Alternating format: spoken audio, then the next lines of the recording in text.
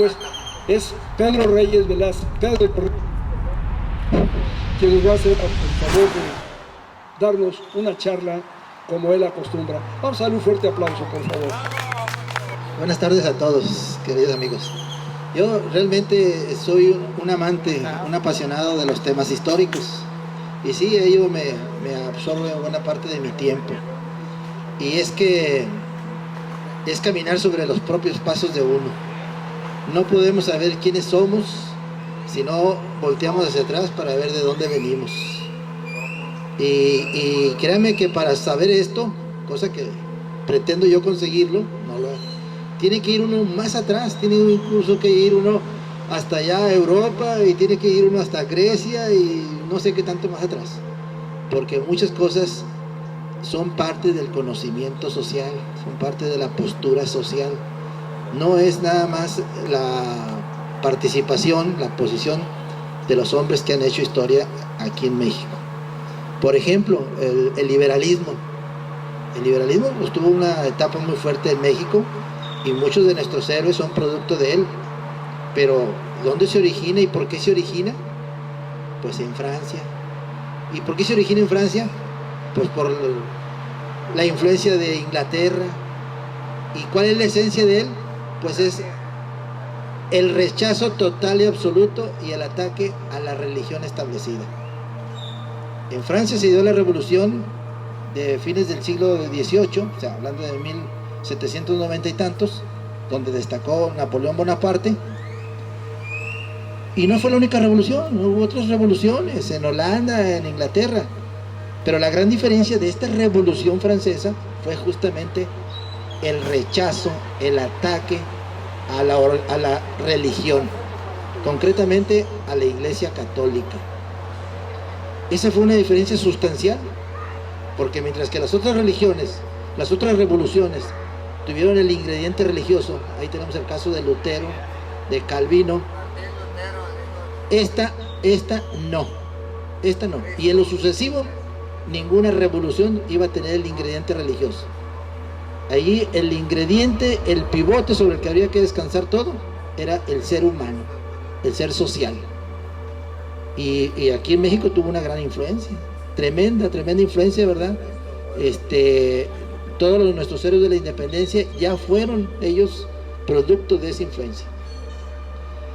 Con respecto a lo que decía el amigo Herminio, la cuestión de la independencia, él verdaderamente, amigo Herminio, verdaderamente encendería Roma si él pone aquí una imagen de Iturbide. Incendiaría Roma, porque si algunos personajes han causado polémica y división en este país hasta la fecha, es increíble, 300 años después casi, o 200, uno de ellos es Iturbide, otro es Porfirio Díaz, y algún otro por ahí que se me está escapando. Bueno, Hernán Cortés venía totalmente de afuera, quizás como Iturbide, ¿verdad? También totalmente de afuera. Hay tantas imprecisiones que no debiera de haberlas. Son imprecisiones porque los historiadores, muchos de ellos que son oficiosos, oficialistas, pues le han dado a la historia el cariz que al sistema le conviene. Pero ahí están los hechos, ahí están los documentos, ahí están las evidencias contundentes de la verdad histórica sobre la independencia. Pero aún así hay imprecisiones. ¿Saben ustedes que hay una imprecisión sustancial de cuáles eran realmente las facciones físicas de Miguel Hidalgo? No hay una certeza, no hay un dibujo, menos un retrato. No existía la fotografía, pero no hay un dibujo que digan, este dibujo se lo hizo Mangano de tal, en tal fecha, en tales circunstancias. No lo hay. Hay 20,000 versiones de las facciones físicas, faciales de Miguel Hidalgo. Que eso tiene la menor importancia, Lo trascendental es cuál era el propósito de él. El propósito de él no era el mal gobierno. ¿Pero por qué no era el mal gobierno? Porque él, igual que otros criollos, o sea, hijos de españoles, pero nacidos en México, tenían negada la oportunidad del control político en la Nueva España, porque no era México, bien dicho, tenía negado, quizás incluso hasta el control económico. Hoy en día hay muchos mexicanos que tienen buenas fortunas y sin embargo no tenemos el control económico de nuestro país. No lo tenemos. Son los grandes capitales extranjeros quienes siguen teniendo el verdadero control económico del país. Y en esto nos remite directamente a justamente Iturbide. Cuando Iturbide toma la decisión de traicionar a su jefe, que era Fernando VII en España, lo hace porque las necesidades económicas de la Nueva España y quizás de toda Latinoamérica así lo demandaban. Acuérdense ustedes que Napoleón había puesto a su hermano José como rey de España y ya también se estaba dando una constitución ahí, la Constitución de Cádiz, que era muy revolucionaria, y siendo todo el poderío económico de América Latina una manifestación del feudalismo más retrasado que tuvo España, todo eso chocaba con los intereses de los hacendados en América Latina. Una constitución que contravenía sus intereses económicos y de casta. Ahora un rey que no era ni siquiera español, que eso fue un buen pretexto, dijeron, ¿por qué nos vamos a sujetar a ellos? Aquí es el momento de zafarnos. Y es donde Iturbide toma la decisión. Acabo de escuchar un comentario en la televisión de algunos comentaristas que dicen que por qué a estas alturas no hemos podido ser una nación desarrollada. ¿Por qué no estamos en vía y franco camino hacia el desarrollo? Pues tiene que ver con todo esto. Porque cuando se dio la independencia, que no se dio por el hecho de atacar y acabar con la esclavitud, que no se dio efectivamente por desconocer a España, puesto que aquí mismo se derrumbó en esas fechas una estatua, una imagen de Fernando VII, pero ya muy pasada la independencia, ya muy declarada. No recuerdo ahorita la fecha exacta, pero ya muy declarada la independencia.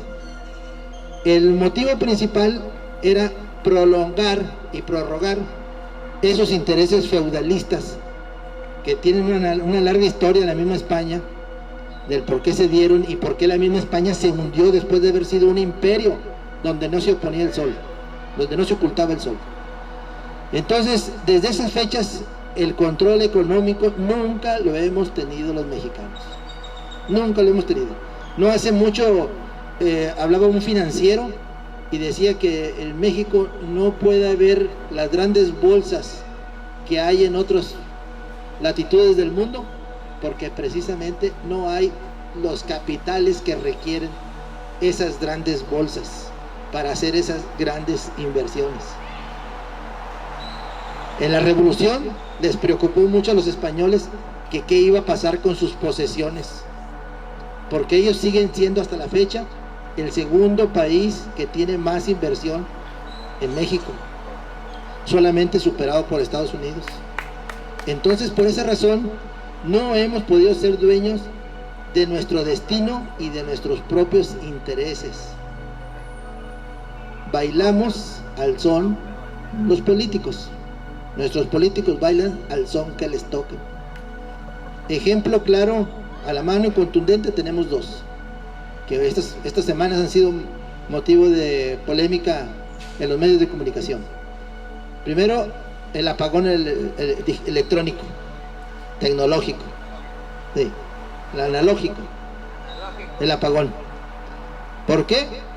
Una declaración que acaba de decir la directora encargada de este programa, donde dio 3-4 razones, y la última dijo, es que hicimos un convenio con los americanos porque ellos van a ocupar la banda de 700. O sea, ya no fue un interés primordialmente de nosotros,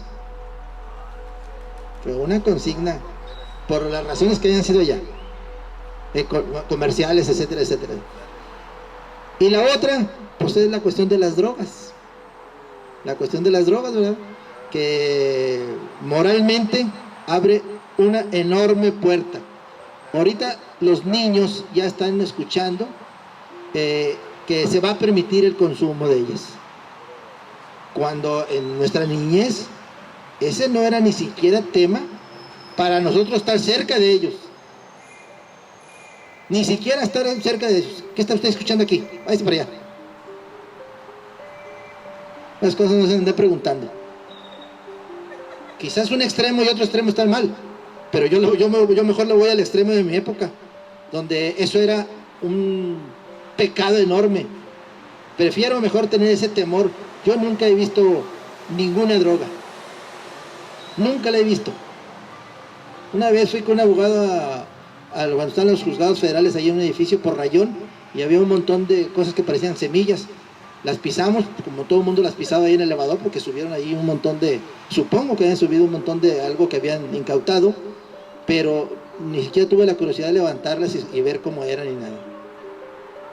¿Por qué? Porque crecí con ese temor a no involucrarme ni de chiste con esas cosas.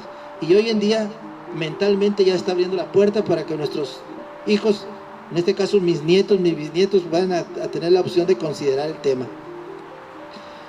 ¿A qué obedece eso? No obedece más que otra vez a la línea de allá, de nuestros primos. Es una forma de recabar dinero el gobierno, dado que es un consumo generalizado y que tiene un costo social.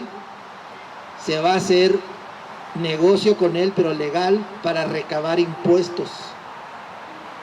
Pero esos impuestos van a compensar los ingresos que vamos a perder en todo el mundo, no nomás en México, por abaratar el petróleo.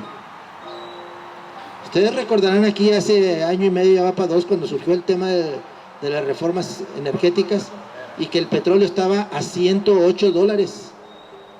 Les comenté que el petróleo se iba a bajar para que el negocio de nuestros primos pudiera hacer negocios, se echara a andar. Y ese dinero se iba a perder, o sea, ese ingreso se iba a perder. Pues ahora hay que compensarlo. Vamos a inicialmente a permitir y luego a hacer lo que en Estados Unidos, en algunos estados ya, que la droga se vende en empresas legales, pero se cobran impuestos. Nadie es hermanita de la caridad. Y yo nomás por último quiero decirles, ahorita le preguntaba al amigo Herminio, que acaba de ir a Cuba, una maravillosa experiencia, ¿qué escuchó allá de él del tema de la droga? ¿Cuál es una actitud política, un comentario social? Pero uno que me queda muy claro es el de China. En China es la pena de muerte.